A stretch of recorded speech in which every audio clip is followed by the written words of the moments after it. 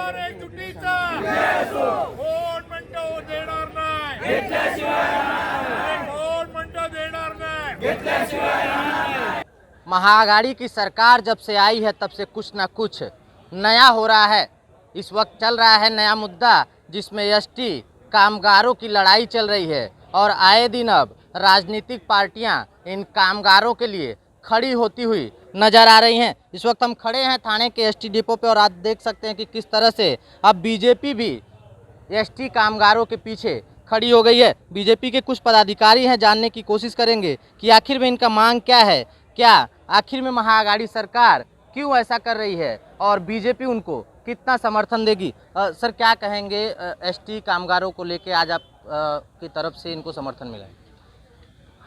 हम यहाँ पे एसटी महामंडल कर्मचारियों के जो कम वेतन दिया जाता है उनकी सेवा बिना रुके उनकी सेवा चलती रहती है।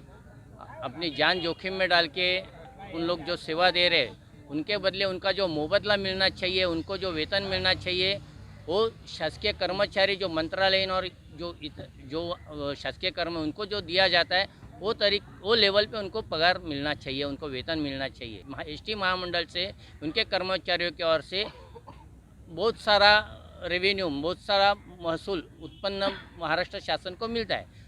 जो आज के तारीख में 5,000 करोड़ के घर में उनका जो उत्पन्न है उसमें से 1,500 करोड़ ये वेतन में चला जाता है।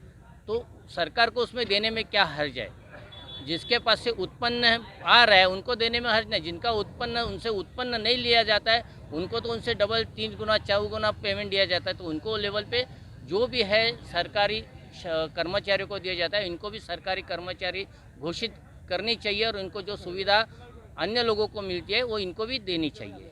सर सवाल ये है कि आज महाआघाड़ी सरकार जिस तरह से एसटी कामगारों के साथ कर रही है तो बीजेपी इसको लेके कितने आगे तक लड़ाई लड़ेगी इनके साथ? देखिए, फडणवीस साहब जी और हमारे महाराष्ट्र के अध्यक्ष जी है चंद्रकांत दादा पाटिल, इन्होंने कल ही घोषित कर दिया है कि जब तक इनको न्याय नहीं मिलता है आखिर तक भाजपा इनके साथ रहेगी।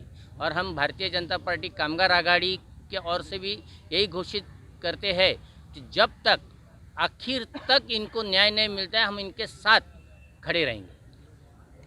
तो सुना आपने कि किस तरह से अब बीजेपी ने भी कहीं ना कहीं सरदर्द बनने का काम करेगी महाआघाड़ी सरकार का, क्योंकि महाआघाड़ी सरकार जब से आई है कुछ ना कुछ नया कर रही है, गरीबों पे तकलीफ बढ़ा रही है। हमारे साथ एक महिला हैं, मैम क्या कहेंगी? आज देखा जाए तो एसटी में बहुत सारी महिलाएं हैं जो अपने जान को जोखिम में डाल के दिन रात लोगों के लिए काम करती हैं और आज ऐसे महिलाओं पे अत्याचार हो रहा है। मैं भारतीय जनता पार्टी कामगार आघाड़ी की महाराष्ट्र प्रदेश सरचिटनीस हूँ और एक महिला भी हूँ। बेसिकली ये है कि किमान वेतन जो है ये हर एक का मानवीय अधिकार है। तो इससे कोई भी कामगार जो है वो वंचित नहीं रहना चाहिए।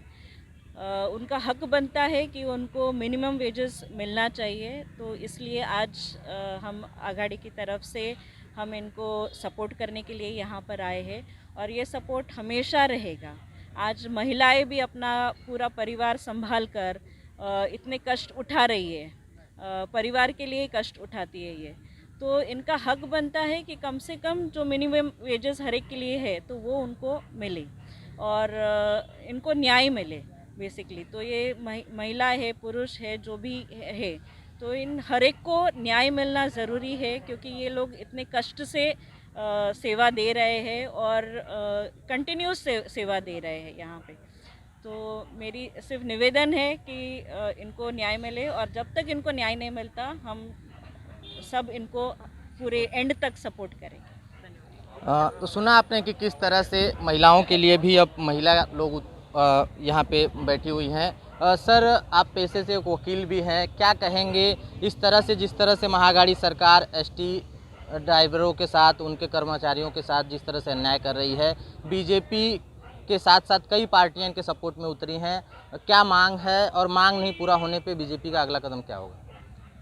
पहली चीज़ है कि एक इंसानियत के नाते अगर सोचेंगे आप तो एसटी कर्मचारियों को जो पगार मिल रहा है वो बहुत ही कम है। 10-11 हज़ार रुपया स्टार्टिंग में मिल रहा है। जो कार ड्राइवर जो 17-18-20 हज़ार रुपये लेते हैं उससे कई आधा सैलरी इनको मिल रहा है। तो इसका कारण बोलते हुए जो राजकीय नेता जो है अभी जो आघाड़ी सरकार है वो बोल रहे हैं कि हम एसटी को 1900 करोड़ का लॉस हुआ है। अभी 1900 करोड़ का लॉस हुआ वो किस कारण हुआ उसका अगर ऑडिट करना जाएंगे तो उसमें राजकीय लोगों का ही हाथ बहुत मिल जाएगा इसमें। जैसे एयर इंडिया को भी लॉस हो गया 50,000 करोड़ का, प्रफुल्ल पटेल ने जो खर्चा किया था उसके कारण एयर इंडिया को लॉस गया। तो ये जो है इसमें कामगारों का जिम्मेदारी कुछ भी नहीं है। जो लॉस जाता है बिकॉज कौन सा भी परिवहन सेवा देखेंगे आप, वो राज्य सरकार चलाए, वो कौन सा भी राज्य में चलाए या महानगर पालिका चलाए, कोई भी सेवा जो ये सेवा है, परिवहन सेवा बोलते हैं, ये लॉस में ही ये जाएगी, ये प्रॉफिट मेकिंग नहीं है। क्योंकि जिस दर जो गरीब आखिरी एंड तक जो है उसको सेवा देने के लिए खाली बस लेके जाना पड़ता है, खाली बस लेके आना पड़ता है, तो उसमें 2-4 लोग रहेंगे तो भी ये सेवा देना ही जरूरी है। अगर जब सेवा है, जो अगर टैक्स के अभी जो हम लोग जो सरकारी कर्मचारी और जो काम करते हैं वो भी सेवा करते हैं, तो उधर किधर प्रॉफिट मेकिंग है? वो कौन सा ये जो एडमिनिस्ट्रेटिव काम कर रहे हैं वो लोग किधर प्रॉफिट मेकिंग है? तो हम लोग ही एसटी कर्मचारियों को ही प्रॉफिट में जाना चाहिए तो ही आपको पगार मिलेगा। ये कौन सा हिसाब से होता है?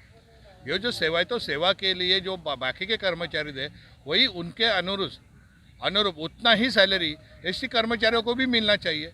मिनिमम जो अभी मैडम ने बोला मिनिमम वेजेस का भी रूल्स फॉलो होना चाहिए। जो कानून आप बना रहे हो कानून वैसा ही होना चाहिए और इस पे इनको शासकीय कर्मचारी घोषित कर देना चाहिए।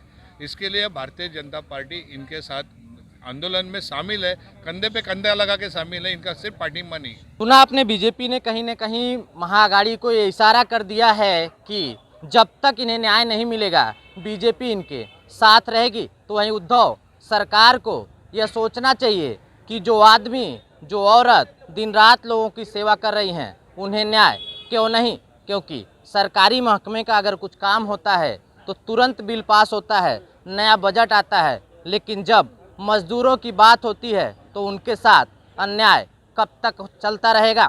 वीडियो सहयोगी संदीप के साथ चंद्रभूषण विश्वकर्मा, JJV न्यूज़ ठाणे। नमस्कार, मी मंगेश